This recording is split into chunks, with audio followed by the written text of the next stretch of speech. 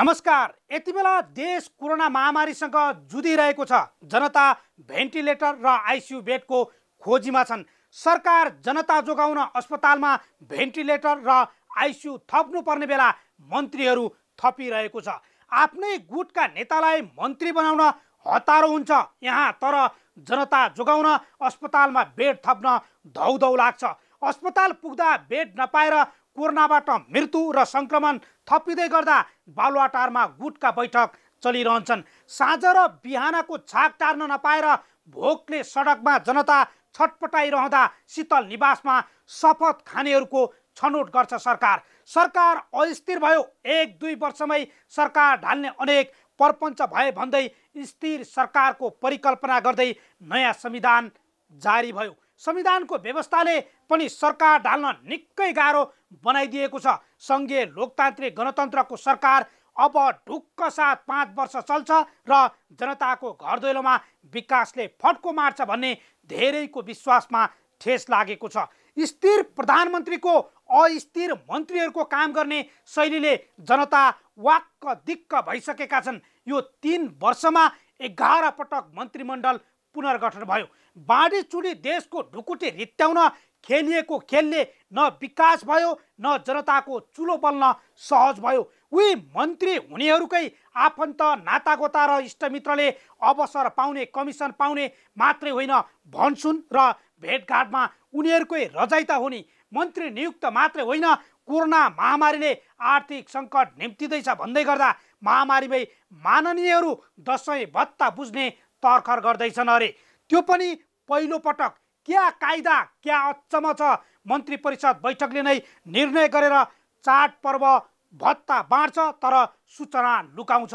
बालुवाटारमा मात्रै होइन, सिंहदरबारमा समेत दसैँ खर्च यति कार्यकर्तालाई बाँड्नुपर्छ, उति आफन्तलाई बाँड्नुपर्छ भन्दै हिसाब किताब सुरु भइसक्यो होला। तर कोरोना बढ्दैछ, जनता जोगाउने के काम गर्ने भन्नेबारे कहिल्यै बहस भएको कसैले सुनेको पनि छैन, देखेको पनि छैन।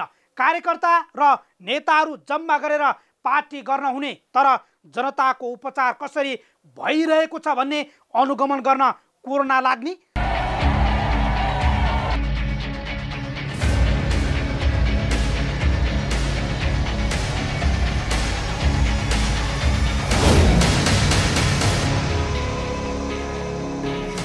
स्वागत छ कार्यक्रम जनताको इजलासमा। आज हामी ललितपुरको गोदावरी नगरपालिका स्थित टिका भैरवमा वन क्षेत्रमा चल्दै आएको अवैध उत्खनन र पक्राउको श्रृङ्खला, क्रसर र खानीको मापदण्ड पुरा नगर्नेलाई नगरपालिकाले दिँदै आएको व्यवसाय दर्ताको अनुमति र कर असुली, ललितपुरका क्रसर र खानी क्षेत्रमा चल्ने लुकामारीमाथि सरकारवाला निकायसँगको मागिएको जवाब र शुल्क विवादमा केएमसी स्कुल पुगेर अभिभावकले गरेको आन्दोलन सहितको सामग्री ल्याएर उपस्थित भएका छौँ। तपाईसँग पनि कुनै समस्या र गुनासो छन् भने हामीलाई पठाउन सक्नुहुनेछ। तपाईँका समस्या र गुनासोलाई हामी कार्यक्रममा उच्च प्राथमिकता दिनेछौँ। अब आजको पहिलो विषय, हामीले ललितपुरको टिका भैरव, लेले, डुकुछाप लगायतका विभिन्न क्षेत्रमा सञ्चालित क्रसर र खानीमा चल्ने वैध अवैधको लुकामारीबारे निरन्तर खबरदारी गर्दै आएका छौँ। वैधानिक बन्न नचाहने व्यवसायी अनि स्थानीय तह र अनुगमन संयन्त्र बीचको साँठगाँठले बारम्बार निम्त्याउने समस्यालाई हामीले उजागर गरिरहेका छौँ। व्यवसायीहरू अवैध तरिकाले वन पैदावारमा डोजर चलाउने अनि स्थानीय तह तिनै अवैध क्रसर र खानीबाट कर असुले पनि वैधानिक बनाउन नचाहने। ललितपुरको टिका भैरवको वन पैदावारमा अवैध उत्खनन गर्नेहरू पक्राउ परेसँगै पुनः सुरु भएको धरपकड तथा अवैध खानी र क्रसर जोगाउन चल्ने सोर्स फोर्स बारे तयार पारेको यो रिपोर्ट अबका क्रममा। उपत्यकामा रहेका स्थानीय तहमध्ये प्राकृतिक स्रोत साधनले भरिपूर्ण मध्येको प्रमुख स्थानीय तह हो गोदावरी नगरपालिका। गोदावरी नगरपालिकाको कुल भूप्रयोग सम्बन्धी विवरण हेर्दा जम्मा क्षेत्रफल 96.11 वर्ग किमी छ, जसमा कुल भूभाग मध्ये कृषियोग्य क्षेत्र 49.29 वर्ग किमी छ भने वन क्षेत्रले 39.08 वर्ग किमी ओगटेको छ। प्राकृतिक स्रोत साधनले भरिपूर्ण सम्पूर्ण नगरपालिकाको लेले स्थित टिका भैरव क्षेत्र, यस्तै डुकुछाप र देवीचौर क्षेत्रमा खानी, क्रसर र वासिङ सेन्टरहरू सञ्चालित छन्। वर्षौंदेखि मनलाग्दो रूपमा सञ्चालित खानी र क्रसरले वन क्षेत्र दोहन गरेर बस्ती नै जोखिममा परिरहेका छन्। यही विषय हामीले कार्यक्रम जनताको इजलास मार्फत निरन्तर खबरदारी गर्दै आएका छौँ। स्थानीय सरकार आएपछि अव्यवस्थित रूपमा सञ्चालित खानी तथा क्रसरलाई व्यवस्थित गर्न भन्दा पनि कर उठाउनेतर्फ बढी ध्यान केन्द्रित हुँदा थप दिनौँ वन क्षेत्र दोहन भइरहेको छ। अर्कातर्फ स्थानीय जनप्रतिनिधि नै खानी र क्रसरका सञ्चालक हुँदा थप प्राकृतिक स्रोत साधन बढ्नुको साटो बढ्दो छ। स्थानीय जनप्रतिनिधिहरूको खानी र क्रसरलाई व्यवस्थित गर्ने भन्दा पनि प्रत्यक्ष वा अप्रत्यक्ष व्यवसायलाई संरक्षण हुँदै आएको छ। हामीले निरन्तर खानी र क्रसर क्षेत्रमै पुगी पटक पटक खबरदारी गर्यौं। व्यवसाय बन्द गर्नुपर्छ भन्ने आवाज हाम्रो कहिल्यै भएन र होइन पनि। व्यवस्थित र कानुनी दायरामा ल्याएर स्थानीय सरकारले सदुपयोग गर्नुपर्ने हाम्रो जोड हुँदै आएको छ। तर खानी र क्रसरका नाममा भइरहेको दोहनबारे पटक पटक हाम्रो खबरदारी जारी रहँदा स्थानीय सरकार र प्रशासनले बुधबार गोदावरी नगरपालिका स्थित टिका भैरवमा छापा मार्यो, जहाँ अवैध रूपमा वाहन दोहन भइरहेको थियो। गोदावरी नगरपालिका 6 स्थित टिका भैरवमा रहेको दम्चीडोल सामुदायिक वन क्षेत्र मासेर ढुङ्गा उत्खनन गर्ने क्रममा प्रितम खत्री, माइला लामा र सुदीप डोटेललाई प्रहरीले नियन्त्रणमा लिएको छ। वनमा ढुङ्गा निकालिरहेका मुख्य व्यक्ति नवराज सिलवालका भान्जा समेत पर्ने शिखर महत भाग्न सफल भए। वन मास्ने तिनैजनालाई नियन्त्रणमा लिएको प्रहरीले दावी गरे पनि हामीलाई प्राप्त भिडियोमा भने रातो ज्याकेट लगाउने व्यक्ति भागेको भएर प्रष्ट भनिएको छ। प्रहरीले वन मासेको मुचुल्का सहित 3 जनालाई डिभिजन वन कार्य ललितपुरलाई जिम्मा लगाएको छ। सामुदायिक वन क्षेत्र मास्दै गरेको अवस्थामा रङ्गे हात पक्राउ परेका उनीहरूलाई वन मुद्दा अन्तर्गत थप अनुसन्धान गरी कारबाहीको प्रक्रिया अगाडि बढाइएको डिभिजन वन कार्यालय ललितपुरले जनाएको छ। मंगलबार 15 दिनको म्याद थप गरी उनीहरूलाई हाल साधुबाटो प्रहरी वृत्तमा राखिएको छ। उनीहरूमाथि थप अनुसन्धान भइरहेको छ। अर्कातर्फ वन क्षेत्र नै दोहन गर्दा समेत मौन बस्ने प्रहरी सहायक निरीक्षक कृष्ण थापा समेत जिल्लामा तानिएका छन्। वन क्षेत्रमा डोजर चल्दै गर्दा पुगेको प्रहरी टोलीले के देख्यो? कतै प्रहरीले नै अर्को व्यक्ति भगाएको त होइन? क्रसर र खानीमा प्रहरीको पनि मिलोमतो छ भन्ने गुनासो बारम्बार आउँछ नि भनी हामीले ललितपुरका प्रहरी प्रमुखलाई प्रश्न सोधेका छौँ। बुधबार पनि हामीले के सूचना आइसकेपछि हामी युनिफर्ममा गयो भने त्यहाँ पढाइ उनीहरूको खबर हुन्छ, खबर गएपछि त मान्छे भागि नै हाल्छ। त्यसकारण हामी सिभिलमा गएर चाहिँ कारवाही गरेको अवस्थाहरू हो। र त्यहाँको स्थानीय हाम्रो जुन प्रहरी होइन कमान्डर मिलेको भन्ने कुराहरू त बिल्कुलै गलत हो। किनभने त्यो त्यहाँको कमान्डरलाई उसलाई सिभिलमा जाँदाखेरि पनि चिन्छ होइन, उनीहरू युनिफर्म जाँदा त प्रहरी चिनै हाल्ने हो। त्यस कारणले चाहिँ अनि फेरि कस्तो भने प्रहरीको हाम्रो काम भनेको नै कोही मान्छेले चाहिँ नराम्रो काम गरिरहेको छ त्यसलाई रोक्ने क्रममा चाहिँ कतिपय सबै व्यक्तिहरू बेखुसी भएको हुन्छन् के। त्यसै कारण त्योलाई चाहिँ हाम्रो त्यहाँको स्थानीय कमान्डरलाई त्यो किसिमको आरोप लागु हुन सक्छ। र यदि प्रमाण छ भने आउनुहोस्, हामीलाई देखाउनुहोस्, उसलाई चाहिँ कानुन हामी कारवाही गर्छौँ र विभागीय कारवाही हामी गर्न तयार छौँ। दबाब भन्ने कुरा हामी कहिले मान्दा पनि मान्दिनँ। र पहिलो कुरा चाहिँ प्रहरीलाई चाहिँ लाग्ने आक्षेपहरू जहाँ पनि लागिरहेको हुन्छ। र म तपाईँलाई एउटा कुरा चाहिँ के चाहिँ भन्छु भने मेरो जागिर 25.5 वर्ष भयो। 25.5 वर्षको मेरो दौरानमा कहीँ पनि तपाईँको अवैध रूपमा त्यस्तो उसमा चाहिँ म इलिगल रूपमा म कहीँ होइन समय प्रमाणित म जागिर छोडिदिन्छु। र तपाईँ ढुक्क भएर भन्नुहोस् अहिले पनि म यहाँको चाहिँ लगभग मेरो 14 महिना रनिङ भएको छ। र कहीँ पनि म पहिले भन्छु म चाहिँ जिल्लाको नेतृत्वको हिसाबले म यहाँलाई चाहिँ भनिदिन्छु र यहाँको मिडिया मार्फत फेरि भन्छु। र कहीँ कसैबाट मैले 1 रुपियाँ होइन पैसा लिएको छु अथवा चाहिँ कोही कसैको प्रभावमा परेर काम गरेको छु भने प्रमाण सहित सो क्षेत्रमा वर्षौंदेखि वन क्षेत्र दोहन गर्दै आएका उनीहरूलाई सांसद नवराज सिलवाल र नेकपाका स्थानीय नेता गम्भीर राणाको सोच भएको आरोप लागेको छ। पक्राउ परेका 3 जनालाई छुटाउन राजनीतिक शक्ति यति बेला थाइरहेका छन्। ललितपुरको गोदावरी नगरपालिका स्थित टिका भैरव तथा लेले क्षेत्रमा अवैध रूपमा खानी तथा रोडाढुङ्गा उद्योग क्रसर सञ्चालन भएको निकै लामो समय भयो। केही रोपनी जग्गा खरिद गरेर सञ्चालनमा आएका यस क्षेत्रका क्रसर उद्योगले वन तथा बस्ती जोखिममा पारेका छन्। व्यवसाय नवीकरण नै नगरेर कहीँ कतैबाट उत्खनन र प्रशोधनको अनुमति नलिएका क्रसरहरू पनि धमाधम चलिरहेका छन्। अझ वातावरण प्रभाव मूल्याङ्कन आइई नै नगरी सञ्चालनमा आएका क्रसर र खानीले बस्ती र सार्वजनिक सडक समेत जोखिममा पारेका छन्। ललितपुर क्षेत्रमा अवैध रूपमा खानी र क्रसर चलेको बारे सबै सरकारवाला निकाय जानकार छन्, तर अवैधानिक कामले निरन्तरता पाइरहँदा सबैको मौनता किन? खानी र क्रसरभित्रको सेटिङ निकै डरलाग्दो छ। बेला बखत पक्राउ र चेतावनीका घटना दोहोरिन्छन्, तर विभिन्न कागजात गरी छुटेका भोलिपल्टदेखि वन मास्ने काम सुरु भइरहने यो खेल आखिर कसरी दोहोरिन्छ? खानी र क्रसरमा सधैँ स्थानीय तह होस् या प्रहरी प्रशासन वन कार्यालय लेनदेन मिलेन भने धरपकडको खेल चलाइरहन्छन्, तर सधैँलाई व्यवस्थित गरौँ भन्ने बहस कहिले चलाउँदैनन्। प्रशासन, स्थानीय सरकार, वन र व्यवसायलाई एकै ठाउँमा राखेर हामीले सञ्चालन गरेको बसमा व्यवस्थित गर्ने प्रतिबद्धता जनाए पनि अहिलेसम्म समस्या जिउका त्यो छ। क्रसर र खानी क्षेत्रका वनमा अवैध रूपमा डोजर चल्नु ललितपुरको टिका भैरव, लेले, डुकुछाप लगायतका क्षेत्रमा सामान्य जस्तै बन्न थालेको छ। उद्योग नवीकरण नै नगरेका व्यवसायी अनि उद्योगको प्रक्रिया पुरा गरेर बाँकी प्रक्रिया पुरा गर्न नसकेका व्यवसायीलाई व्यवस्थित गरेर क्रसर र खानी क्षेत्रलाई विवाद रहित बनाउन सरकार गम्भीर बन्नुपर्छ।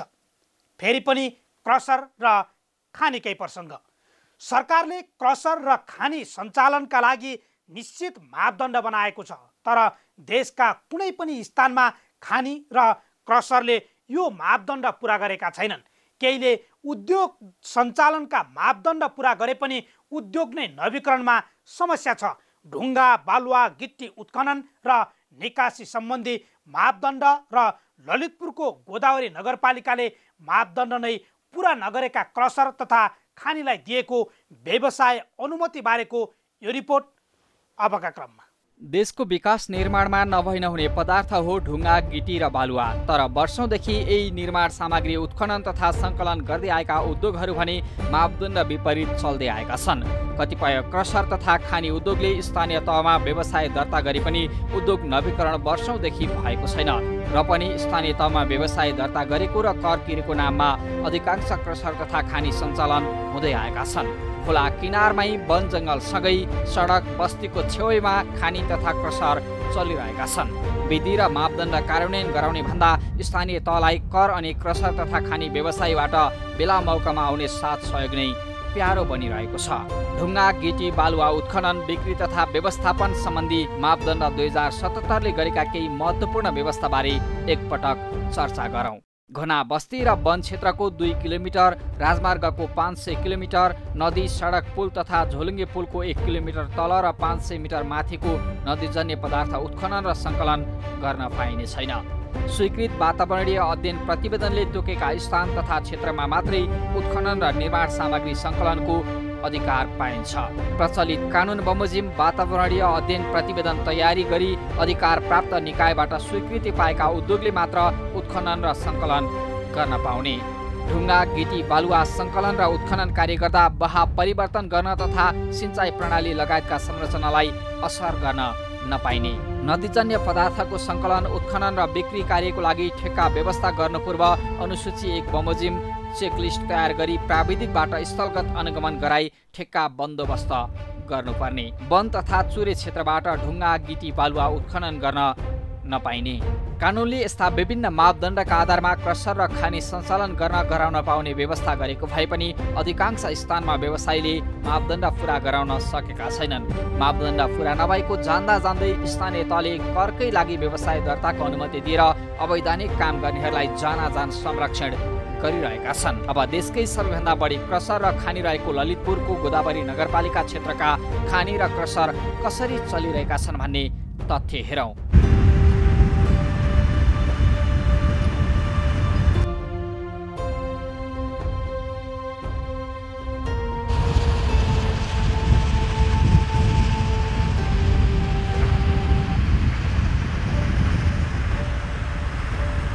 यहाँ 50औंको संख्यामा क्रसर र आधा दर्जन बढी खानीहरू सञ्चालित छन्। अधिकांश क्रसर र खानी उद्योग नवीकरण भएका छैनन्। तर आर्थिक वर्ष 2076-77मा गोदावरी नगरपालिकामा 21वटा क्रसर तथा खानीहरूले व्यवसाय दर्ता गरेका छन्। यो हेरौँ।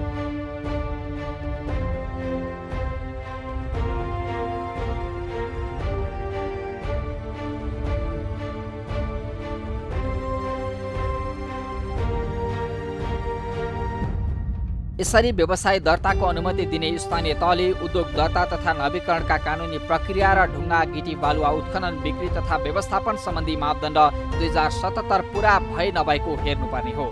तर यहाँ उद्योग नवीकरण नै नभएका आइई रिपोर्ट पेश गर्न नसक्ने अनि लामो समयदेखि कर तिर्ने दायित्वबाट भागेकाहरूलाई व्यवसाय दर्ता गरेर आफ्नो नियतलाई उदाङ्गो पारिदिएको छ स्थानीय तहले। यति मात्रै होइन, भोलि विधि प्रक्रिया पुरा नगरेकाहरूलाई व्यवसाय दर्ता गराएको अभियोगमा समस्या झेल्नुपर्ने डरले कैफियतमा नगरपालिकाका कार्यकारी अधिकृतको एकल निर्णय वा स्वार्थमा स्वीकृति दिएको जस्तो देखाउने गरी बेहोरा लेखिएको छ। यो पनि हेरौँ। अवैधानिक तरिकाले बिक्री प्रक्रिया मिचेर आर्थिक साँठगाँठकै बलमा चल्दै आएका क्रसर र खानीको भिडमा केही भने सबै प्रक्रिया पूरा गरेका क्रसर र खानी पनि छन्। तर अवैधानिकलाई कानुनी दायरामा ल्याएर वैधानिक तरिकाले खानी तथा क्रसर सञ्चालन गराउन व्यवसायीहरू भन्दा पनि स्थानीय तह र सरकारी निकायहरू नै गम्भीर देखिएका छैनन्। बरु अनुगमनका नाममा बन्द गराउने र फेरि खोलेर नदेखे जस्तो गरिदिने लुकामारीको खेलले क्रसर र खानीमा निरन्तरता पाउँदै आएको छ। बेला मौकामा अनुगमन पनि हुन्छ।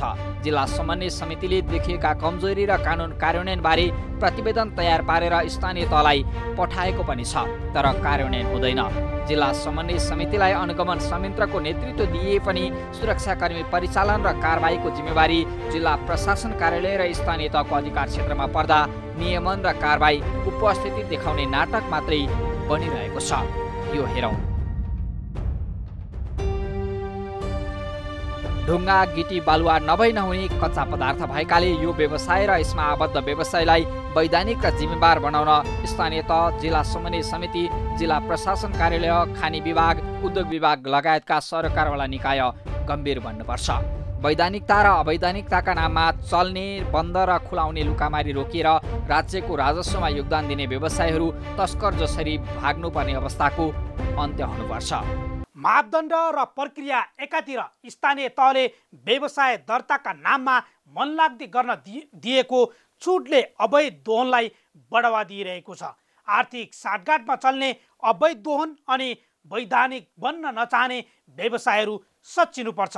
क्रसर र खानीबाट उत्पादित ढुङ्गा बालुवा गिट्टी पूर्वाधार निर्माणमा नभई नहुने पदार्थ भएकोले व्यवस्थित गर्नेतर्फ सरकार, व्यवसायी, सरकारवाला सबै गम्भीर बनाऊ। बस हाम्रो चाहना यति। अब एकैछिन विश्रामपछि क्रसर र खानी क्षेत्रमा चल्ने लुकामारीबारे सरकारवाला निकायसँग मागिएको जवाब र काठमाडौँको केएमसी स्कुलमा शुल्क विवादमा अभिभावकले सुरु गरेको आन्दोलनबारेको सामग्री सहित उपस्थित हुनेछौँ। हामीसँगै रहनुहोला।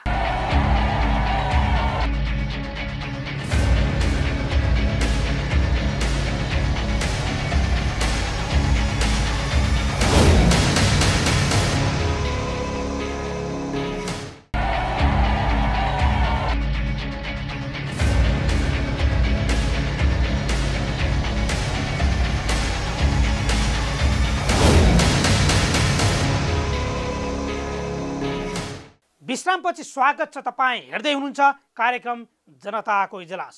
आज हामीले ललितपुरको गोदावरी नगरपालिका स्थित टिका भैरव क्षेत्रका खानी र क्रसरमा चल्दै आएको मनोमानीमा केन्द्रित भएका छौँ। वन पैदावारमा डोजर चल्ने यो क्षेत्रमा बेला मौकामा अनुगमन र धरपकड हुने गरे पनि अवैध उत्खननले निरन्तरता पाउँदै आएको छ। आखिर सरकारी संयन्त्रको अनुगमन र कारबाही किन प्रभावकारी देखिएन त? हामीले गोदावरी नगरपालिकाका प्रमुख गजेन्द्र महर्जन, डिभिजन वन कार्यालयका प्रमुख नवीन गिरी र जिल्ला समन्वय समितिका प्रमुख अमर बहादुर खड्कासँग जवाब मागेका छौँ।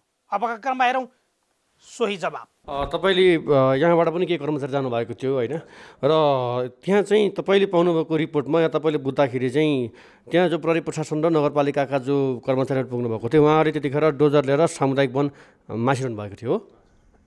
अब त्यो जानकारी अनुसार हामीले चाहिँ यहाँबाट नगरपालिकाको 2 जना हामीले कर्मचारी पठायौँ एकदम चाहिँ गोप्य रूपमा, र त्यसपछि चाहिँ जिल्ला प्रहरी कार्यालयको परिसरबाट पनि सिभिल टोलीलाई हामीले चाहिँ परिचालन गऱ्यौँ, जसले गर्दाखेरि त्यहाँ चाहिँ अब स्पोर्टमै हामीले चाहिँ समाप्त चाहिँ सफल भएका छौँ। तर अब त्यसको चाहिँ यकिन कुरा त्यो निजी जग्गा अथवा चाहिँ वनको जग्गा भन्ने एकिन कुरा चाहिँ वनले मात्रै त्यो प्रश्न चाहिँ पार्छ होइन। त्यसको हामीले वनमा पठाएका छौँ भने अब यसमा चाहिँ कोही पनि यस्ता कसैले पनि यस्तो चाहिँ इलिगल काम कसैले गर्छ भने नगरपालिकाले कसैले छोड्नेवाला छैन। हामी सबै ठाउँमा अब हामीले योभन्दा अगाडि हामीले अनुगमन मात्रै गर्ने गरेका छौँ र अनुगमन गर्न जाँदाखेरि हामी जानुभन्दा अगाडि त्यहाँ कोही पनि हुँदैन।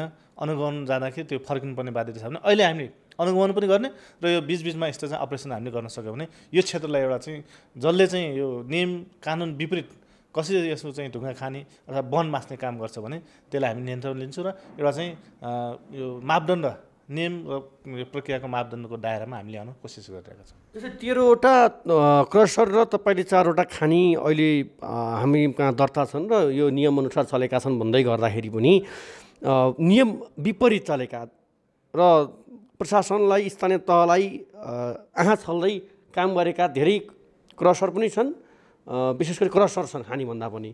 तिनलाई चाहिँ किन व्यवस्थापन गर्न सक्नु भएको छ तपाईँहरूले? यो अनुगमन टोली छ यहाँ होइन, जिल्लामा छ, सबै निकायहरू तपाईँहरू हुनुहुन्छ, यति बेला वडाध्यक्षहरू हुनुहुन्छ होइन। तपाईँहरूलाई त थाहा हुन्छ नि एउटा वडाको वडाध्यक्षलाई कहाँ के भइरहेको छ भन्ने कुरा त स्पष्ट थाहा हुन्छ। तपाईँको चाहिँ देवीचौर क्षेत्रमा, डुकुसाप क्षेत्रमा, यसै गरी यही टिका भैरव क्षेत्रमा दर्ता नभइकन लुकीछिपी चाहिँ दोहन गरेर करोडौँ कमाएका चाहिँ व्यवसायहरू माफियाहरू पनि छन्। किन तपाईँहरूले त्यस्तालाई चाहिँ नियमनमा या कारबाहीमा ल्याउन सक्नु भएको छैन? अनि यसमा हामीले जस्तै अब हामीले हिजो जुन चाहिँ अपरेसन गऱ्यौँ त्यो एउटा चाहिँ कारबाही हो नि होइन। तपाईँको हिजो यहाँ 42-43वटा चाहिँ क्रसर चल्थ्यो भने अहिले चाहिँ तपाईँको 13वटा मात्रै छ। किनभने यो हामीले कारबाही गर्दै जाँदाखेरि अनुगमनमा जति हामी चाहिँ सक्रिय भयो त्यति नै त्यो चाहिँ जसले चाहिँ कानुन विपरीत जो चलाएको छ उनीहरू बन्द हुँदै गएको अवस्था छ। र अब केही समस्या छन्, अझै पनि 1-2वटा त्यस्ता चाहिँ हामी कहाँ गुनासो आउने गरेको छ, हामी कहाँ सूचना आइरहेको छन्, त्यसलाई पनि हामी व्यवस्थापन गर्दैछौँ, व्यवस्थित गर्दैछौँ। र अब जहाँसम्म अहिले हामीले चाहिँ एउटा चाहिँ नगरपालिकाले एउटा चाहिँ यो खानी क्रसलाई एउटा व्यवस्थापन गर्ने एउटा चाहिँ छुट्टै एउटा स्थान तोक्ने भन्ने पनि कुरा छ। यसमा चाहिँ अब नेपाल सरकारले हामीलाई सहयोग गर्नुपर्ने अवस्था छ। किनभने हामीले खानी नेपाल सरकारले खानी चाहिँ एरिया हामीले तोकेको खण्डमा अथवा त्यहाँको चाहिँ पूर्वाधार त्यहाँ निर्माण नभएसम्म हामीले त्यो खानी सञ्चालन गर्न सक्ने। त्यस कारण हामी यो अहिले जुन बस्तीभित्र रहेका खानी क्रसरलाई हामी सार्ने प्रयासमा छौँ। तर यसलाई चाहिँ नेपाल सङ्घीय सरकारले चाहिँ यसलाई व्यवस्थित गरेको खण्डमा चाहिँ हामी यसलाई चाहिँ व्यवस्थित यो सदाको लागि यहाँ चाहिँ यस्ता चाहिँ जो चाहिँ नियम विपरीत काम गर्ने, जो नियम विपरीत यहाँ सञ्चालन गर्ने छ त्यसलाई हामी कानुनको दायरामा ल्याउँछौँ। र एउटा चाहिँ व्यवस्थित रूपमा चाहिँ म नेपाल सरकारले पनि तपाईँको प्राइम न्युज मार्फत, प्राइम मिडिया मार्फत म अनुरोध पनि गर्न चाहन्छु कि अब यो जहिले पनि विवादित क्षेत्र नबनाइकन एउटा खानी क्षेत्र टोकेर त्यसको चाहिँ सम्पूर्ण पूर्वाधार हामीले बनाउन सक्छौँ र व्यवसायले पनि उसले चाहिँ ढुक्क सार काम गर्ने अवस्था आउँछ भने जो चाहिँ इलिगल काम गर्छ उनीहरूले त्यहाँबाट विस्थापित हुन्छन्। जस्तै मेरो साहब ललितपुरको कुरा गर्दाखेरि, विशेष गोदावरी नगरपालिकाको कुरा गर्दाखेरि जति पनि खानी क्रसर सञ्चालित छन् यहाँ चाहिँ राजनीतिक शक्ति पहुँचका आधारमा यो यसै गरी चाहिँ यो सञ्चालन भइरहेका छन्। जुन इलिगलहरूलाई चाहिँ राजनीतिक शक्तिहरूले चाहिँ समर्थन दिइरहेका छन् भनिएको छ। जस्तै अहिले त प्रदेश सरकार पनि छ, सङ्घीय सरकार पनि छ, यसै गरी स्थानीय सरकार पनि छ, समन्वय हुनुपर्ने हो, व्यवस्थापन गर्नुपर्ने हो। यति ठुलो संरचना छ कि हरेक चिजलाई नियमन गर्न भ्याउँछ। तर कुरा के आउँछ भन्दाखेरि चाहिँ गोदावरी नगरपालिका, लेले, देवीचौर, यसै गरी तपाईँको चाहिँ डुकुछापतिर जतातिर पनि यो कुरा गर्दाखेरि, खाने क्रसको कुरा गर्दाखेरि चाहिँ राजनीतिक शक्तिले चाहिँ या राजनीतिक आस्थाकै कारणले चाहिँ संरक्षण गर्ने भन्ने कुराहरू छ। के त्यस्तो हो नगरपालिकामा? ठ्याक्कै भन्नुहोस् है जनतालाई। अब यस्तो छ, तपाईँको चाहिँ अब यो एउटा चाहिँ आक्षेप लगाउने चाहिँ एउटा चाहिँ बाहना हो होइन। तपाईँको राजनीतिक दलले यसलाई संरक्षण दिन्छ जस्तो मलाई लाग्दैन। राजनीतिक क्षेत्रमा जस्तै अब म स्थानीय तहमा छु, प्रदेशका चाहिँ हाम्रो सांसद हुनुहुन्छ, सङ्घीय सांसद हुनुहुन्छ, हामी तिनै पक्ष बसेर अथवा हाम्रो गोदावरी नगरपालिका कार्यपालिका बोर्ड पनि हामी बसिरहेका छौँ कि अब यसलाई चाहिँ व्यवस्थित गर्नु पऱ्यो भने। किनभने तपाईँको चाहिँ जसले इलिगल काम गर्छ ऊ आफैले राजनीतिक दलका नेताहरूलाई अथवा चाहिँ नगरपालिकाले दोष दिने काम हामीले देखिरहेको छ। जस्तै हिजो अस्ति पनि धेरै पत्र पत्रिकामा आएको छ, धेरै मिडियामा आएको छ कि नगरपालिकाले यस्ता चाहिँ यस्तालाई कारबाही गरेन, संरक्षण गरिरहेछ, कुनै चाहिँ अब चाहिँ यो चाहिँ यसमा चाहिँ सेटिङ भइरहेछ भन्ने कुरा चाहिँ हामीले सुनिरहेका छौँ। तर त्यो एउटा चाहिँ आरोप चाहिँ जसले इलिगल पनि काम गर्छ उसले आरोप पनि लगाइरहेको हामीले पाएको छ। त्यस कारण यस्तो यिनीहरूलाई विस्थापित गर्न नै हामी यस्ता कदमहरू हामी चालिरहेको छौँ। व्यवसायले त निर्धक्क हामी त्यहाँ पुग्दाखेरि तपाईँले यसो भन्दै गर्दाखेरि व्यवसायले निर्धक्क यो चाहिँ फलानो चाहिँ सांसदको हो, यो चाहिँ फलानो चाहिँ उहाँको उमा चाहिँ हामीले गरिरहेका छौँ, हाम्रो प्रक्रियामा छ भनेर निर्धक्क तपाईँहरूकै नाम बेचिरहेको छ नि त। फेरि यसको अनुसन्धान भएको छ? अनि त्यसमा अब कसैले तपाईँको अगाडि त्यो भन्यो होला मलाई थाहा भएन, मेरो अगाडि अथवा कसैको अगाडि त्यस्तो चाहिँ सांसदले चलाउन दिएको, मेयरले चलाउन दिएको अथवा कसैले चाहिँ कसैको राजनीतिक दलले हामीले चाहिँ आश्वासन अथवा चाहिँ संरक्षण दिएर चलाएको भन्ने कुरा मैले सुनेको छैन। तर त्यस्तो कोही छ भने जस्तोसुकै भए पनि जुनसुकै तहबाट संरक्षण भए पनि कानुन विपरीत कसले गर्छ भने त्यो चाहिँ कठघरामा चाहिँ उभिनुपर्ने हुन्छ। बेला बेलामा यो चोर बिरालो जस्तो चाहिँ मुसा र तपाईँको चाहिँ बिरालो जस्तो खेल पनि यो देखिन्छ खानी व्यवसाय र तपाईँहरू बिच पनि क्या। यसमा यो एकदम बिल्कुल गलत कुरा हो होइन। यो कसैले त्यस्तो भन्छ भने त्यो प्रमाणसहित तपाईँले ल्याउँदाखेरि मैले तपाईँको मिडियालाई मार्फत भन्न पनि चाहन्छु, कसैले त्यस्तो आरोप अथवा चाहिँ मेयरसँग सेटिङ गरेर हामीले चलाएको छौँ, हामीले मेयरलाई यति बुझाउनुपर्छ अथवा चाहिँ सांसदलाई यति बुझाउनुपर्छ, प्रशासनलाई यति बुझाउनुपर्छ भने कसैले यहाँ मौका आएर अथवा कोही मार्फत तपाईँले छुट्टै पनि त्यो लिन सक्नुहुन्छ, त्यो भयो भने म चाहिँ उसलाई च्यालेन्ज पनि दिन चाहन्छु होइन। कोही त्यस्ता छ भने आउनुहोस्, अगाडि चाहिँ उसले चाहिँ सक्छ भने मेरो अगाडि बोल्न सक्नु पऱ्यो अथवा कसैको अगाडि बोल्न सक्नु पऱ्यो। त्यो एकदम गलत कुरा हो। हामी प्रशासनमा अथवा चाहिँ जनप्रतिनिधि कोही पनि त्यस्ता चाहिँ लोभ लालचमा हामी फसेका पनि छैनौँ। नियम कानुन विरुद्ध कसैले छुट पनि छैन। यस्तो वन ऐन अनुसार चाहिँ अब यो कसैले पनि वन क्षेत्रको ढुङ्गा खानी अतिक्रमण गरेर ढुङ्गा खानी सञ्चालन गर्न लागेको छ भन्ने कुरामा चाहिँ पक्राउ परिसकेपछि यसको वन ऐन अनुसार कारबाही हुँदाखेरि वन ऐन 2049 को दफा ग अनुसार यसमा चाहिँ 5 वर्षसम्म कैद वा 1 लाख रुपियाँ जरिमाना वा दुवै भन्ने खालको चाहिँ प्रावधान छ। त्यही अनुसार चाहिँ अब त्यसैको परिधिभित्र रहेर मुद्दा चल्छ। जस्तै अब तपाईँ योभन्दा अगाडि पनि यहाँ रहनु भएको छ र ललितपुरको यो जुन टिका भैरव क्षेत्र, नल्लु क्षेत्र, देवीचौर क्षेत्र, जुन जुन वन क्षेत्र लगायत जति पनि क्षेत्रहरूमा सञ्चालित खानीहरू छन् यसका विषयमा तपाईँ राम्रोसँग जानकार हुनुहुन्छ। यो घटनालाई तपाईँले कसरी लिनुभएको छ? यो कुनै पहिलो र नौलो घटना भने होइन र तर बेला बेलामा यस्ता घटना आउँछन्, कति घटना गुप्त रूपमै जान्छन्, कति घटना बाहिर देखिन्छन्। यो घटनाले अहिले चाहिँ एउटा चर्चा पाएको छ। अब यसमा चाहिँ डिभिजन वन कार्यालयले चाहिँ के कारबाही गर्छ भनेर सबैजना त्यो प्रत्यक्ष र जिज्ञासु रूपमा पनि हेरेका छन् र तपाईँहरूले एउटा आफ्नो प्रक्रिया अगाडि चाल्नु भएको छ। यसलाई हेर्नु भएको छ कसरी सर विगतदेखि अहिलेसम्मको समीक्षा गर्दा? मैले यो हिजो पक्राउ परेको यो ढुङ्गा खानी सञ्चालन गर्दा पक्राउ गरेका जुन अभियुक्तहरू छन् अथवा भनौँ न पक्राउ परेका व्यक्तिहरू छन्, यो प्रहरीबाट अपरेसन भएको कुरालाई मैले एकदमै सकारात्मक रूपमा लिएको छु। म एकदम भित्रैदेखि एकदमै खुसी भएको छु, किनभने यो एकदम हुनुपर्ने र गर्नुपर्ने हो। चाहे त्यो अब यहाँले भन्नुभयो वन कार्यालयको कर्मचारी सहभागी भएनन्, त्यो आवश्यक छैन। वन कार्यालयबाट संयुक्त पनि हुनसक्छ, संयुक्त नहुनु पनि सक्छ, किनभने यो यस्तो कुरा हो अब जसरी पनि सफल हुनुपर्ने हो। कारबाही गर्न हामी कसरी सफल हुन्छौँ त्यही अनुसार जानुपर्छ। त्यसको लागि चाहिँ एकदमै म यो सम्बन्धित निकायलाई एकदम धन्यवाद दिन चाहन्छु जसले पक्राउ गर्नुभएको छ। र अब यो जहाँसम्म ललितपुरको ढुङ्गा खानीको कुरा छ, यो एकदमै अब यहाँले भनिसक्नुभयो यसलाई नियन्त्रण गर्न अति नै जरुरी छ। अब अहिले अब हामीसँग कस्तो छ भने यो के अरे स्थानीय तह अनि त्यसपछि प्रदेश सरकार अनि त्यसपछि केन्द्र सरकार अहिले जुन चाहिँ पहिला एउटै ऐनले सबै कुरा चल्थ्यो भने अहिले विभिन्न ऐनहरू चाहिँ आकर्षित भइसकेका छन्। जस्तो वन ऐन पनि 2049 खारिज भइसकेको छ, अहिले वन ऐन 2076 आइसकेको छ। त्यसै गरी प्रदेश ऐन 2076 आइसकेको छ। त्यसै गरी स्थानीय निकायको आफ्नै ऐन छ। त्यही अनुसार अलिकति यो ढुङ्गा क्रसरदेखि लिएर अनि यो ढुङ्गा खानी सम्बन्धी कुरालाई लिएर यो नियमन गर्ने निकायदेखि यसको आइईकोले स्वीकृत गर्ने भन्ने कुराहरू एकदमै नयाँ भएकोले गर्दा यसमा मान्छेको बुझाइ नै अहिले एकदम फरक छ र मान्छेले बुझ्नै सकेका छन्। जस्तो अब पहिला खानी सञ्चालन अनुमतिले गरेका छ भने प्रत्येक वर्ष नवीकरण गर्नुपर्ने हुन्छ, तर कसले नवीकरण गर्ने भन्ने नै अहिले कसैलाई ठोस आधारै छैन। किनभने कहीँ पनि कुरा उल्लेख गरेको छैन। जस्तो स्थानीय निकायले नवीकरण गर्ने हो कि अथवा भनौँ यो जिल्ला समन्वय समितिले गर्नुपर्ने हो कि अथवा ढुङ्गा खानी छ भने खानी विभागले गर्ने हो कि, यो कुरा कहीँ पनि ऐनमा उल्लेख स्पष्ट रूपमा नभएको हुनाले अहिले अलिकति भनौँ न यो सङ्क्रमणकालै जस्तो भन्नुपर्छ यो ढुङ्गाखिटी बालुवाको लागि। त्यसै गरी नदीजन्य पदार्थको हकमा पनि त्यही समस्या छ। नदीजन्य पदार्थमा पनि अहिले नयाँ मापदण्ड आएर अलिकति क्लियर भएको छ, तर त्यो मापदण्ड अनुसार कहीँ हामी जाँदै हो भने कहीँ पनि कुनै पनि चाहिँ यो क्रसरहरू चाहिँ मापदण्डभित्रकोमा परेको देखिँदैन। त्यसैले अहिले अब हामीले चाहिँ एकदमै राम्रो चाहिँ तरिकाले सब छलफल गरेर हाम्रो जिल्ला स्तरमा अनुगमन समिति पनि छ। त्यो अनुगमन समितिले पनि अनुगमन गरेर यसलाई अब कसरी हुन्छ यही भएकै ऐन कानुनको परिधिभित्र मापदण्डको परिधिभित्र रहेर चाहिँ हामीले कसरी चाहिँ यसलाई व्यवस्थित गर्न सक्छौँ भन्ने हिसाबले जानुपर्छ। र मलाई लाग्छ ललितपुर जिल्लामा अब चाहिँ यो व्यवस्थित हुनेछ भन्ने कुरामा म प्रतिबद्ध छु। सर जस्तै एउटा महत्त्वपूर्ण प्रश्न, महत्त्वपूर्ण कुरा, अब वन तपाईँहरू भन्नुभयो अब रेन्जरहरू यहाँ जो हुनुहुन्छ हेर्ने अरू धेरै कर्मचारीहरू पनि हुनुहुन्छ, जिल्लामा अनुगमन कमिटी छ, अनुगमन हेर्ने भने फाटाफुट्टा मात्र छ, यो कुरा स्पष्ट कुरा हो। अझ अहिले कोभिडको कारणले गर्दाखेरि अनुगमनै भएको छैन। त्योभन्दा अगाडि पनि प्रत्येक वर्ष जिल्लामा हुने विभिन्न कार्यालयमा हुने फेरबदल, यसै गरी स्थानीय तहको आफ्नो इच्छा लगायतका कारणले गर्दाखेरि पनि त्यो सबैको समन्वय र सबैजना एक ठाउँमा नहुँदाखेरि अनुगमन हुन सकेको छैन। र अनुगमन नहुँदाखेरि व्यवसायको दादागिरी वन क्षेत्र हान्ने काम निरन्तर भएको छ। तपाईँले स्पष्ट रूपमा वन क्षेत्रको संरक्षण, वन क्षेत्रको विकास, स्तरोन्नतिका लागि यो कार्यालय छ र तपाईँ नेतृत्व गर्नुभएको छ। तपाईँ आफैले पनि बेला बेलामा छड्के जाने या छड्के हेर्ने, यहाँ जो छन् रेन्जरहरू छन् या सुरक्षाकर्मीहरू छन् जो छन् तिनलाई पठाउने गर्नुहुन्न खै? वनले यति कारवाही गर्यो भन्ने कुरा आउँछ? हामीले पटक पटक पठाइरहेका छौँ, गइरहनु भएको छ। म आफै पनि गएको छु। तर के हुँदो रहेछ भने हाम्रो अब अलिकति फरक तरिकाले अब जानुपर्ने देखेँ मैले। अहिलेको तरिका चाहिँ कस्तो भयो भने हाम्रो गाडी सबैले चिन्ने, हाम्रो गाडीमा चाहिँ स्टाफहरू जाने, हाम्रो गाडी टाढाबाट देख्ने बित्तिकै सबैजना भाग्दा रहेछन्।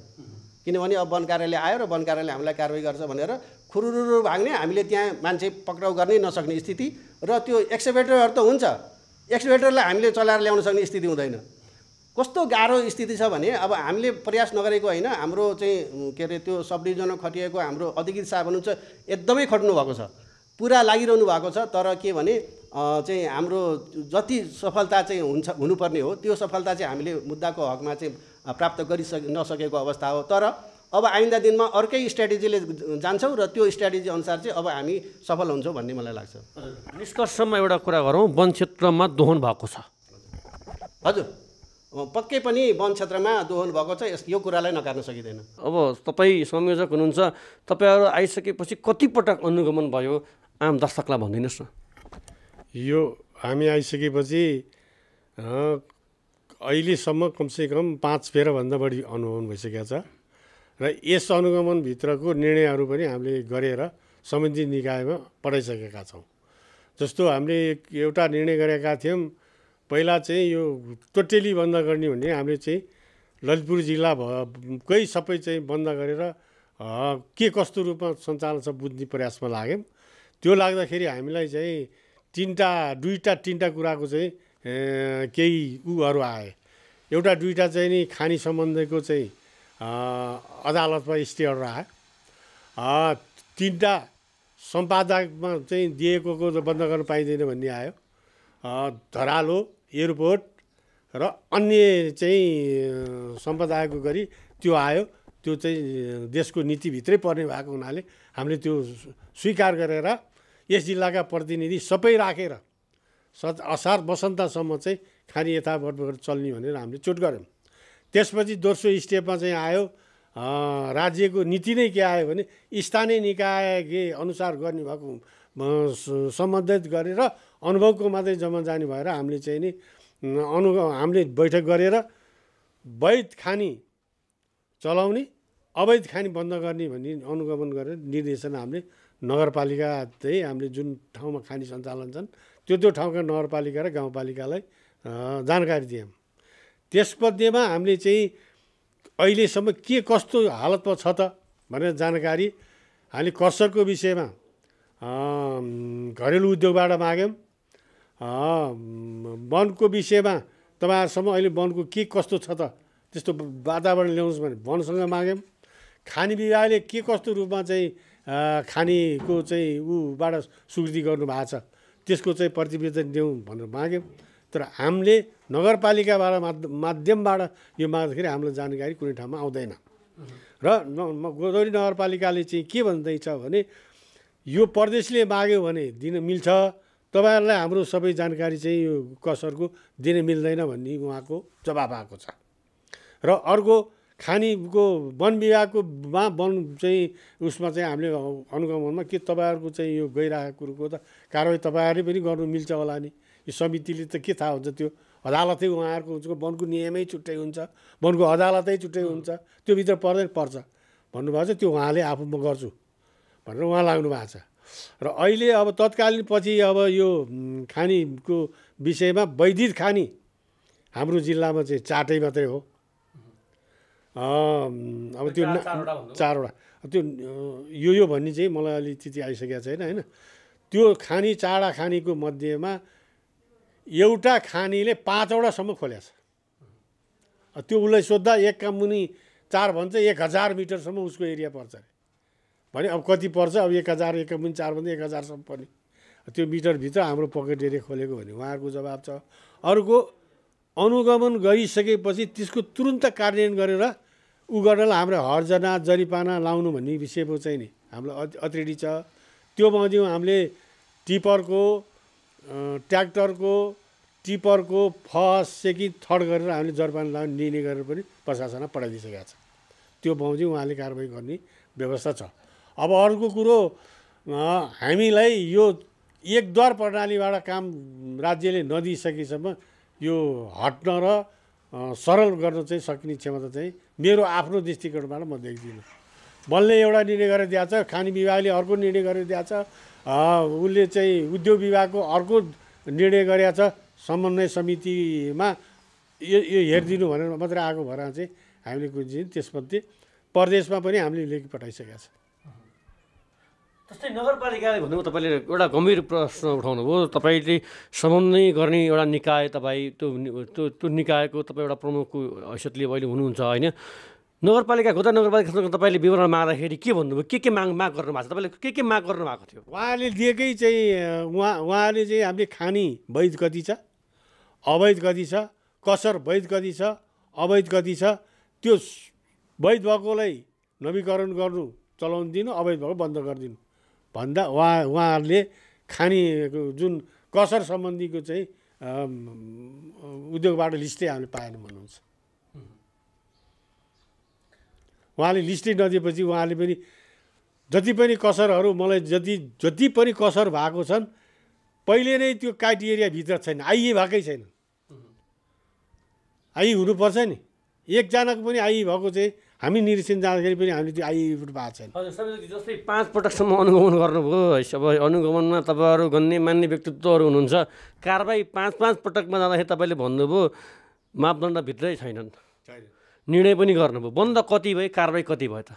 5 पटकको अनुगमनको हामीले त जानकारी दिने मात्रै हो। हामीले कारबाही गरेर गर्ने अधिकार त हामीलाई के छ? जरिवाना चोर्याउने हो। हामीले सोधे स्थानीय निकायको स्वायत्त शासन भन्छ स्थानीय हुनु, उनीहरूको स्वायत्त शासन छ, कानुन बनाउने अधिकार छ, कानुन उनीहरूले बनाउँछ, पास उनीहरूले गर्छ। त्यसभित्र हामीले संविधानभित्र उनीहरूलाई त्यो गर्ने हाम्रो अधिकारै छैन। क्रसर र खानी व्यवसायहरू भन्छन् हामीले करोडौँ लगानी फसाएका छौँ, उद्योग दर्ता गरेका छौँ, स्थानीय तहसँग व्यवसाय दर्ताका अनुमतिसँगै कर तिरेर उत्खनन र निर्माण सामग्री प्रशोधनदेखि बिक्री वितरण गरेका छौँ। यता अनुगमन गर्ने र व्यवसाय दर्ता गर्ने निकायहरू भनिरहेका छन् अधिकांश व्यवसायहरू अवैधानिक छन्। वनलाई समेत आफ्नो अधिकार क्षेत्रको सम्पदामा अवैध दोहन चलेको मतलब छैन। प्राकृतिक स्रोत साधनमा यसरी चल्दै आएको सेटिङको खेल कहिले अन्त्य हुन्छ? अनि व्यवसायहरूले हामी वैधानिक व्यवसाय भन्दै गर्व गर्ने र स्थानीय तहले मापदण्ड विधि पुगेका उद्योगबाट कर असुलेर यति राजस्व सङ्कलन गर्यौँ भनेर ढुक्क भएर भन्ने दिन कहिले आउने? बस हाम्रो खबरदारी यतिका लागि क्रसर र खानी व्यवस्थित हुन्। अब आजको अर्को विषय, काठमाडौँको बुद्धनगर स्थित काठमाडौँ मोडेल स्कुल अर्थात् केएमसीका अभिभावक मासिक शुल्क वृद्धिको विरोधमा उत्रिएका छन्। कोरोना भाइरसका कारण पठन पाठन बन्द भएको अवस्थामा पनि विद्यालयले बढी शुल्क लिएको भन्दै उनीहरूले शान्तिपूर्ण विरोध जनाएका हुन्। महामारीको अवस्थामा विद्यालय पनि बाँच्नुपर्ने र अभिभावक पनि सहज अवस्थामा रहनुपर्ने गरी अनलाइन कक्षाको शुल्क निर्धारण गर्न आफूहरूले पटक पटक आग्रह गर्दा समेत सुनवाई नभएको अभिभावकहरूले गुनासो गरेका छन्। हेरौँ यो रिपोर्ट। आफू पनि बाँचौँ र अरूलाई पनि बचाउँ, अर्थात् विद्यालय पनि बाँचौँ, विद्यार्थी अभिभावकलाई पनि केही राहत होस् भन्ने हिसाबका निर्णयहरू सार्वजनिक हुँदै गर्दा केही दिन अगाडि हामीले हाम्रै कार्यक्रममा देखाएका थियौँ बौद्ध इन्टरनेसनल स्कुल जोरपाटीमा विद्यालय प्रशासनको ज्यादती विरुद्ध अभिभावकले बाध्य भएर तोडफोडमा समेत उत्रिनु परेको थियो र विभिन्न विद्यालयहरूमा यति बेला अभिभावकहरूको आक्रोश, विद्यार्थीमाथि भइरहेको मानसिक दबाव, अभिभावकमाथि परेको मानसिक दबावका विषयमा अभिभावकहरू खुलेरै विरोधमा उत्रिनु भएको छ। र त्यस्तै मध्येमा यति बेला यो केएमसी स्कुलको यो विद्यालयको गेट बाहिर रहेको छु र यहाँ पनि अलि भिन्न प्रकारको जुन एकदमै शान्तपूर्ण तवरले विभिन्न नाराहरू लेखेका ब्यानरसहित विरोधका चाहिँ नाराहरू लेखेका ब्यानरसहित साङ्केतिक रूपमा अभिभावकहरू एकदमै सभ्य तरिकाले स्कुलले मनलाग्दो रूपमा लिएको शुल्कको विषयमा विरोध गरिरहनु भएको छ। हेर्न सक्छौँ यो अभिभावकको शान्तिपूर्ण चाहिँ प्रदर्शन छ। ट्युसन फीमा 50% कायम गर, गैर कानुनी एनुअल फी वार्षिक शुल्क खारेज गर, यसै गरी विभिन्न विद्यालयको यो बुकको व्यापार बन्द गर। पक्कै पनि प्रत्येक शैक्षिक सत्रमा देखिने कुराहरू यो वर्ष शैक्षिक सत्र कायम नभइसकेपछि विभिन्न माध्यमबाट सरकारले वैकल्पिक र भर्चुअल शिक्षालाई मान्यता दिएको थियो र यही नाममा निजी विद्यालयले शुल्क आतङ्क मचाएको भयो भने विभिन्न विद्यालयहरूमा यति बेला खुलेरै विरोध भएको छ। त्यसमध्ये यो केएमसी स्कुलमा यति बेला विरोध हुँदै गर्दाखेरि हामीलाई पनि धेरै अभिभावकले यस विषयमा गुनासो गरिसकेपछि यति बेला हामी यहाँ छौँ। यहाँ जति टिम छ त्यो टिम सर्भाइभ हुने, स्कुल पनि बाँच्ने, भोलि पनि अर्को वर्ष पनि हामीले हाम्रा चाहिँ छोराछोरी स्कुलमा पठाउन मिल्ने गरी 50% ट्युसन फी, एनुअल फी नलिने र अर्को कुरा अभिभावकको प्रतिनिधित्व स्कुलमा हुनुपर्छ भन्ने चाहिँ कानुनले नै निर्दिष्ट गरेको छ। त्यसमा के गर्नुभएको रहेछ उहाँहरूले भने हामीले अहिलेसम्म खोजी गरेका थिएनौँ सर। यहाँ के गर्नुभएको रहेछ उहाँहरूले भने यहीँकै स्टाफ, इन्टरनल स्टाफलाई अभिभावकको प्रतिनिधि बनाएर उहाँहरूले राख्नुभएको रहेछ। त्यो कुरा गैर कानुनी छ। अभिभावक उहाँ हुनु होला, उहाँको छोरो यहाँ पढ्ला, छोरी यहाँ पढ्ला, तर पनि त्यो चाहिने गैर कानुनी छ। अभिभावकको पनि प्रतिनिधित्व हुनु पर्यो र हरेक बोर्ड डिसिजनमा जो विद्यार्थीसँग अभिभावकसँग सम्बन्धित छ त्यो डिसिजनमा अभिभावकको प्रतिनिधित्व चाहिँ होस् भन्ने खालको हाम्रो माग हो। अर्को कुरा चाहिँ के हो भने स्कुलले अहिलेसम्म निजी स्कुलहरूले चाहिँ सबै थोकको व्यापार गरे सर। होटेल पनि यहीँ चल्दो रहेछ, क्यान्टिनका नाममा होटेल चल्दो रहेछ होइन, बुक बेच्ने नाममा स्टेसनरी चल्दो रहेछ। उहाँहरूको 30 रुपियाँको आइडेन्टिटी कार्ड ल्याएर उहाँहरू 150-200 मा बेच्नु हुँदो रहेछ। अरू त अरू एउटा चाहिँ वार्षिक उहाँहरूले चाहिँ एउटा बुक निकाल्नुहुन्छ, त्यो बुकको पनि 500 रुपियाँ उहाँ चाहिँ तपाईँको पठाउनुहुन्छ, हामीलाई बिल पठाउनुहुन्छ। 135 जना अभिभावकले सामूहिक रूपमा हस्ताक्षर गरेर 13 बुँदे माग राखेका छन् र विशेष गरी हेर्ने हो भने यो पछिल्लो समय जुन नाम कलिएका जुन विद्यालय, निजी विद्यालय पनि क ख ग मा चाहिँ विभाजित छन् र अलिकति नाम कलिएका क र खमा रहेका विद्यालयहरूले चाहिँ अभिभावकसँग शुल्क बढी लिइसकेपछि विभिन्न स्थानहरूमा विरोध हुँदै आएको छ र यसका उजुरीहरू पनि धेरै परेका छन् धेरै निकायमा। तर माध्यमिक शिक्षाको अधिकार पाएको स्थानीय तहले अनुगमन, नियमन र शुल्कका विषयमा एकरूपताको निर्देशन कायम गर्न नसक्दाको परिणाम पछिल्लो समय यसरी निजी विद्यालयमा अभिभावकहरूको विरोध भइरहेको छ निरन्तर रूपमा। तपाईँले तमसुक गराएको स्कुलले सर तमसुक भन्दा पनि त्यो भाउचरमा हामीलाई चाहिँ साइन गराएर होइन, अब हामीले त दर्ता के अरे अब दर्ता पनि गरेका थिएन। हामी यही फीको विषयमा चाहिँ डिस्कसिङमा थियौँ। डिस्कसिङमा हुँदा त हामी चाहिँ रेगुलर अब स्कुलले जति भन्यो त्यति चाहिँ हामीले रेगुलर वर्षै पछि तिर्दै आउँदाखेरि चाहिँ अनि लास्ट टाइम चाहिँ अब यो फर्स्ट टर्म एक्जामको चाहिँ नोटिस उनीहरूले निकाल्दाखेरि र हामीले के अनि एडमिट कार्डको कुरा आयो घरमा चाहिँ। अनि म त्यो बेला पनि बाहिर थिएँ अनि बच्चाले फोन गरेर चाहिँ एडमिट कार्ड नभइकन जाँच दिन पाइँदैन रे भनेर भनिसकेपछि चाहिँ म तपाईँको चाहिँ काठमाडौँमा आइसकेपछि स्कुलमा आएर बुझ्दा चाहिँ उहाँहरूले एउटा भाउचर दिनुभयो, जुन भाउचर चाहिँ मैले फोटो खिचेको छु होइन। त्यसमा मैले त त्यो भरिनँ, पछि दिइनँ उहाँहरूलाई होइन। पक्कै पनि दर्शक यो भाउचरमा पढेर सुनाउँछु तपाईँलाई। श्रीमान प्राचार्यज्यू, केएमसी स्कुल बुद्धनगर काठमाडौँ, शैक्षिक शुल्क बुझाउने बारे महोदय, कक्षामा अध्ययनरत मेरो छोराछोरीको मितिबाट बुझ्न बाँकी शैक्षिक शुल्क मिति यतिभित्र विद्यालयमा बुझाउने कुरा जानकारी गराउँछु। अर्थात् यो विद्यालय र अभिभावक बिचको एक खालको समझदारी र शुल्क अभिभावकसँग जसरी पनि उठाइ छाड्ने, अर्थात् तिर्न बाँकी रहेको शुल्क तपाईँले यति मितिदेखि यति मितिमा म तिर्छु भनेर कमिटमेन्ट गर्नु पर्यो। किनकि हामीले चाहिँ यहाँ भनेको स्थानीय निकायबाट त्यो निर्णय नै भएको छ। नेपाल सरकारले चाहिँ तपाईँको निर्णय गरेको छ, किन हामी यो गर्ने भन्दा होइन त्यो गर्नुपर्छ भने पछि चाहिँ अनि त्यहाँबाट मैले चाहिँ यो गर्दिनँ भनेपछि मलाई चाहिँ एडमिट कार्ड दियो पछि चाहिँ होइन। अनि मैले यहाँ बुझाउँदा नि बुझाइनँ त्यो चाहिँ पछि। केही दिन अगाडि बौद्ध प्रहरी वृत्तमा अभिभावक र विद्यार्थी विरुद्ध नै एउटा विद्यालय बौद्ध इन्टरनेसनल स्कुलले निवेदन दर्ता गरेको थियो र सम्भवतः पहिलो घटना विद्यार्थी 16 वर्ष उमेरभन्दा कम उमेरका विद्यार्थीसहित अभिभावकको नामसहित निवेदन परिसकेपछि त्यति बेलाको समन्वयकारी भूमिका निर्वाह गरेको थियो अभिभावक महासङ्घ र विशेष गरी संस्थागत अभिभावक सङ्घले। र यति बेला यो विरोधमा पनि अभिभावक सङ्घ पछिल्लो समय अलिकति क्रियाशीलता देखाएको छ, यो जुन आवश्यक छ। किनकि अभिभावक सङ्घमाथि पनि महासङ्घमाथि पनि विभिन्न प्रश्नहरू उठ्दै गर्दाखेरि यसरी अभिभावकको आवाजमा आवाज मिलाउनु चाहिँ सङ्घको यो कार्य पछिल्लो समय जुन एउटा व्यापकता रूपमा फैलिएको भनेर हामी बुझ्न सक्छौँ। बेला हामीसँग अभिभावक महासङ्घका अध्यक्ष हुनुहुन्छ सुप्रभात भण्डारी, स्वागत छ। धन्यवाद, नमस्ते। हजुर पनि यहाँ आइपुग्नु भएछ, बिहानतिर बस्नु भएको छ। विद्यालयको निर्णय प्रक्रियामा सच्चा अभिभावकलाई समावेश गर भनेर होइन, कर्तव्य पालना गरेको। पछिल्लो समय निरन्तर यो निजी विद्यालयमा चाहिँ एकदमै यो शुल्कको जुन वैकल्पिक शिक्षालाई चाहिँ मान्यता दिइसकेपछि शुल्क लिने बाटो खोलेपछि चाहिँ एकदमै आतङ्क जस्तो भयो शुल्कको होइन।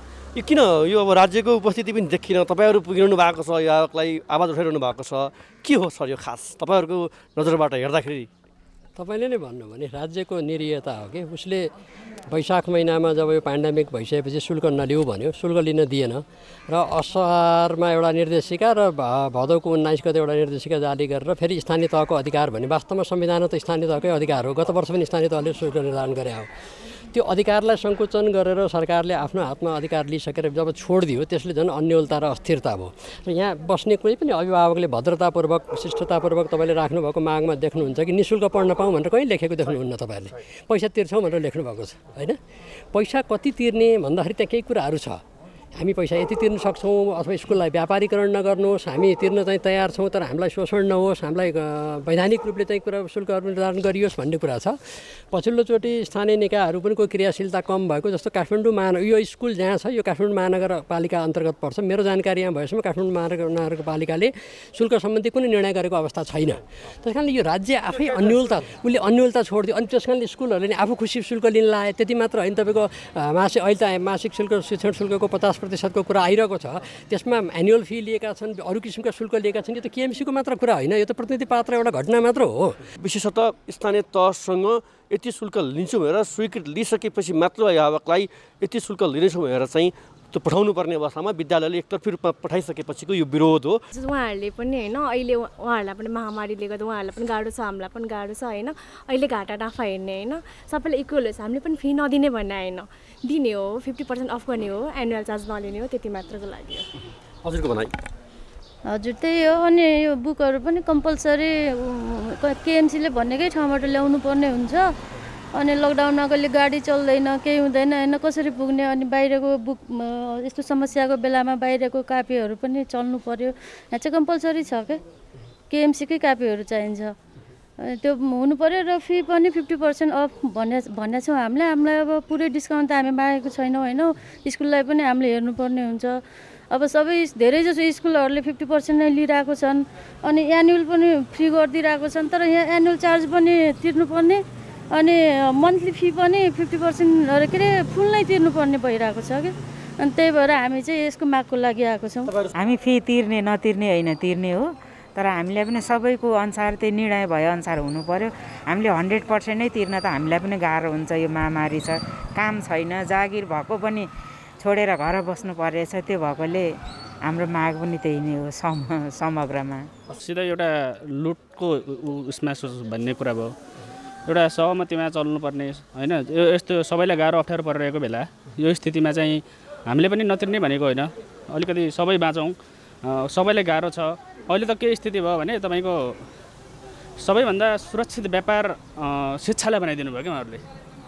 यो कसैले अब के सोच्ने भए शिक्षामा मात्रै कमाइ छ, अब यसमै हुनुपर्छ, किनभने हरेक हिसाबले लुट्न पाइन्छ। यो लुटको धन्दा गर्नुभयो क्या। हामीले के भन्न खोजेको, हामीले भन्न खोजेको मात्र के हो भने हामी पैसा तिर्छौँ, फिस तिर्छौँ, तर एउटा के भन्नु भने सबैलाई को सहमतिमा एउटा मिनिमम हुनु पऱ्यो। अहिले सबैले बाँच्नु पऱ्यो। केएमसी जुन स्कुल छ यसका अन्य धेरै जुन केएमसी कलेज छ बागबजारमा, यसै गरी अन्य विभिन्न चाहिँ शैक्षिक संस्थाहरू पनि रहेका छन् भन्ने कुराहरू छ। अझै के आवाजहरू जोड्छौँ अभिभावकको र हेर्न सक्छौँ एकजना अर्को अभिभावक हुनुहुन्छ, गैर कानुनी एनुअल फी बन्द गर भन्नुभएको छ। हाम्रो अभियान भनेको बाँच र बचाऊ यति नै मात्रै हो सर। हामीले त्योभन्दा ठुलो एक्सपेक्टेसन केही गरेका छैनौँ।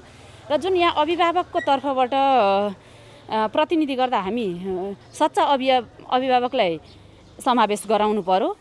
अहिलेको परिस्थितिमा हामीले बाँच र बचाउको अभियानमा जानु पर्यो। मनपरी रूपमा फी चाहिँ आफ्नो हिसाबले बढाउन पाइएन। अभिभावकको नैसर्गिक अधिकार पनि हो, यद्यपि यहाँ रहेका समस्याहरूलाई सुधार गर्नतर्फ भने सम्बन्धित निकाय गम्भीरतापूर्वक लाग्नुपर्छ र विद्यालय प्रशासनले पनि अभिभावकको यो जुन माग छ, जुन अभिभावकले शुल्क तिर्छौँ एउटा बसेर छलफल गरेर एउटा बिन्दुमा पुगेर सहमतिमा जाउँ र शैक्षिक गतिविधिलाई अगाडि बढाउँ भन्दै गर्दा विद्यालयको यो रवैया पनि पक्कै पनि राम्रो होइन। त्यस कारण हामी यति भन्छौँ अभिभावक र विद्यालय बीच दूरी नजिकिनु पर्ने समयमा यसरी टाढिनु पक्कै पनि राम्रो होइन, जसतर्फ सबै निकाय गम्भीर भएर लाग्न आवश्यक छ। 13 बुँदे माग सम्बोधन गर्न विद्यालय प्रशासनलाई 2 हप्ताको समय दिँदा समेत व्यवस्था गरेका कारण बाध्य भएर आफूहरू प्रदर्शनमा उत्रिनु परेको उनीहरूको गुनासो छ। निजी स्कुलको मनपरीका कारण कहिले स्कुलभित्रै कुर्सी फुटाइन्छन् त कहिले प्रदर्शन गरिन्छन्। पछिल्लो समय कोरोनाले आर्थिक समस्यामा परेका अभिभावकलाई समेत विगतमा जस्तै लुट्न खोज्नुको परिणाम यति बेला अभिभावकहरू आन्दोलित भइरहेका छन्। यी र यस्ता कुनै पनि पीडा व्यथा समस्या अनि गुनासोमाथि कार्यक्रम जनताको इजलास मार्फत निरन्तर खबरदारी गरिरहनेछौँ। व्यवसायीले नीति नियम मिचेर गरेका बदमासी, जनताको गुनासो र कथा व्यथासँगै सरकारी निकायबाट दिने सेवा प्रवाहमा भए गरेका कमजोरी केलाएर हामी सुधारको प्रयास कार्यक्रम मार्फत खोज्नेछौँ। तपाईँ हामीलाई आफूले बेहोरेका समस्या र गुनासो स्क्रिनमा देखाइएको टेलिफोन नम्बर र इमेल ठेगानामा पठाएर समस्या समाधानको साझा आवाज भन्न सक्नुहुनेछ। हौस् त आजका लागि जनताको इजलास यति नै। फरक विषयवस्तु र तपाईँहरूकै गुनासोसहित अर्को कार्यक्रममा पुनः उपस्थित हुनेछौँ। प्राइम टाइम्स टेलिभिजन हेर्दै रहनुहोला। नमस्कार।